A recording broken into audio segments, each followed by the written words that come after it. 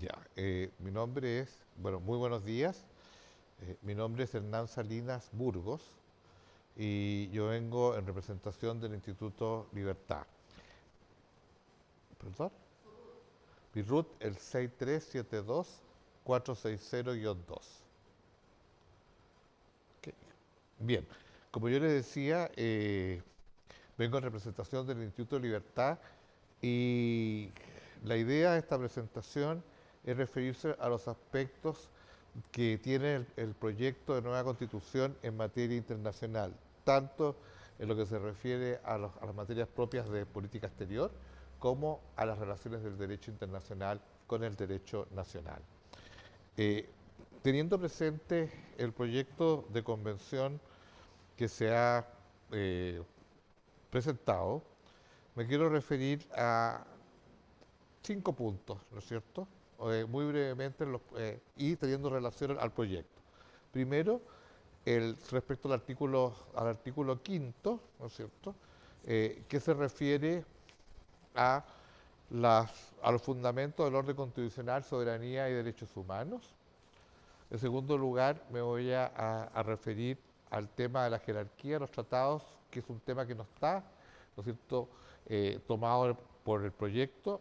En tercer lugar, me voy a referir muy someramente al tema de las atribuciones del Congreso Nacional, principalmente en materia de celebración de tratados internacionales. En cuarto lugar, al tema del control de constitucionalidad y en un quinto lugar, al tema, ¿no es cierto?, de lo que se denominan los territorios especiales. Respecto del primer punto, ¿no es cierto?, que es el proyecto de artículo quinto, eh, refiriéndonos al numeral 1, nosotros estamos conformes con la redacción porque ella, ¿no es cierto?, además es tomada en grandes rasgos de la actual Constitución, ¿no es cierto?, y creo que refleja muy bien el estado de la cuestión en el derecho internacional y en el derecho interno. Tenemos, ¿no es cierto?, nuestras aprehensiones respecto del número 2 en lo que se refiere a la interpretación conforme.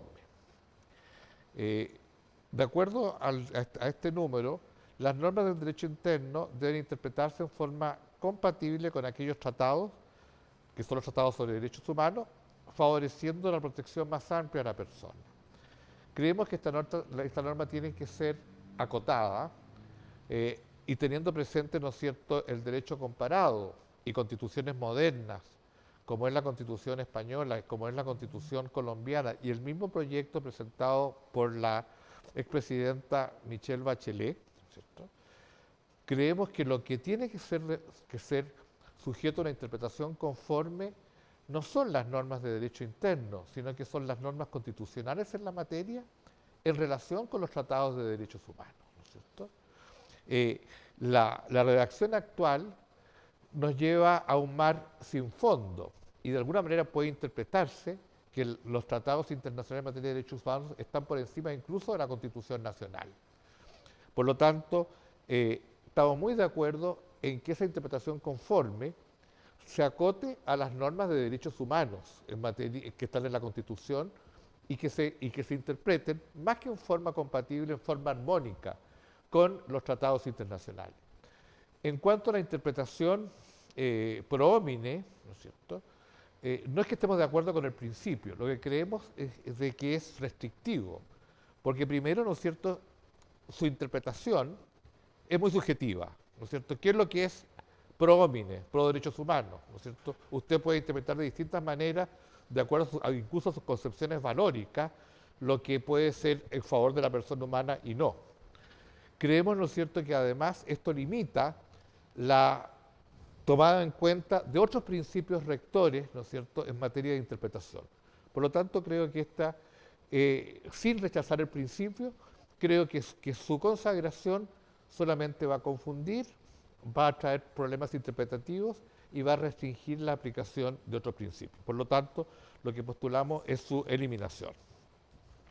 En segundo lugar, creemos, ¿no es cierto?, que si bien cuando el artículo quinto de alguna manera puede interpretarse en materia de jerarquía de los tratados de derechos humanos a que tiene un rango constitucional, creemos que es el momento de darle una interpretación, ¿no es cierto?, de consagrar, creo que estamos en un estado de evolución del derecho para que consagremos, ¿no es cierto?, de forma expresa que los tratados de derechos humanos, en materia de derechos humanos, tienen un rango constitucional. Pero también creemos que es importante que los demás tratados internacionales también tengan una jerarquía explícita en nuestra Constitución. Y creo que ese rango tiene que ser superior a las leyes, ¿no es cierto? Porque evidentemente los tratados internacionales son actos internacionales en los cuales está comprometida el honor del Estado, pero que también por la vía, ¿no es cierto?, de una derogación orgánica por una ley de un tratado, podemos engendrar responsabilidad internacional para el Estado. Por lo tanto, nosotros creemos que es la hora que hoy día se establezca, ¿no es cierto?, un principio de jerarquía en materia de tratados en general. Los tratados de derechos humanos con una jerarquía constitucional y los demás tratados con una jerarquía superior a la ley. No creemos que tenemos que evolucionar en las otras fuentes del derecho internacional, como por ejemplo la costumbre internacional, consagrarla en la Constitución, porque creo, ¿no es cierto?, que su naturaleza jurídica es muy distinta a los tratados internacionales, ¿no es cierto? Y por lo tanto creo de que hoy día el método de incorporación automática a la costumbre por la vía, ¿no es cierto?, de la sentencia de la jurisprudencia de la Corte Suprema es una vía que ha funcionado bastante bien en Chile y que creo que se adecúa al estado de la cuestión hoy. En segundo lugar, yo me quería referir al tema de los tratados internacionales, ¿no es cierto?, en relación con su proceso de celebración. La norma del proyecto nos parece muy conveniente y evolucionado y que refleja muy bien la necesidad de un mayor equilibrio entre las facultades presidenciales y las facultades del Congreso. Por lo tanto, nosotros estamos en general de acuerdo con la propuesta. Sí creemos, ¿no es cierto?, que por una razón de congruencia con la jerarquía que se establece o que implícitamente se puede establecer respecto de los tratados de derechos humanos, que estos tienen, ¿no es cierto?, que ser aprobados de acuerdo, ¿no es cierto?, a las condiciones establecidas para las reformas constitucionales, ¿no es cierto? Es decir, sería ilógico que un tratado, ¿no es cierto?, que tiene una jerarquía constitucional, sea aprobado, ¿no es cierto?, con un quórum propio de la ley común. Entonces, por razones de congruencia, es necesario, ¿no es cierto?, de que estos tratados también sean aprobados por una mayoría calificada propia de una reforma constitucional, dado el rango que establece. El otro punto que yo quería referirme es al tema del control de constitucionalidad de los tratados. Los tratados internacionales, ¿no es cierto?, en la Constitución vigente tienen tienen un control preventivo y un control represivo. El proyecto actual elimina el control solamente reduce el control preventivo de los tratados internacionales, como en general de las leyes y otros instrumentos, a, ¿no es cierto?, las cuestiones de procedimiento. Nosotros creemos que se tiene que volver a la norma actual en que el control de constitucionalidad sea sustantivo, en el sentido, ¿no es cierto?, que no solamente lo procedimental sea sujeto al control, sino que también lo sustantivo. Y eso resguarda el principio de la supremacía constitucional. Es importante, ¿no es cierto?, es importante que los tratados tengan control de constitucionalidad, cualquiera sea. Por lo tanto, creemos necesario reponer la norma actual. Y en relación con el control represivo, nosotros, ¿no es cierto?, creemos que no es conveniente que haya un control represivo de los tratados internacionales.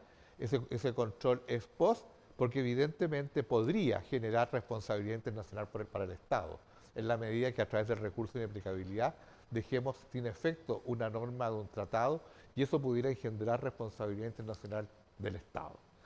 Creo que eso es contrario, ¿no es cierto?, a un país que es respetuoso de sus obligaciones internacionales y al respeto, ¿no es cierto?, de las relaciones bilaterales o multilaterales con la comunidad internacional.